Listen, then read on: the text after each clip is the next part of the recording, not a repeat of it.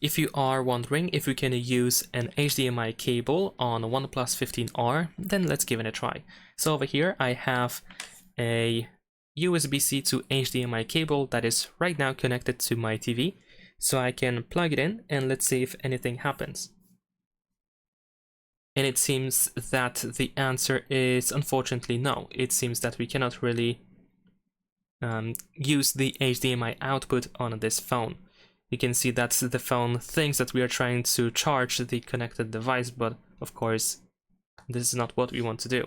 And let me also show you how it is supposed to look like.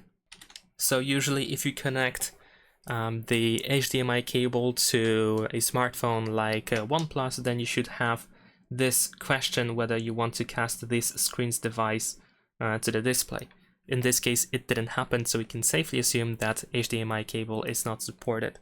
Leave a like and subscribe.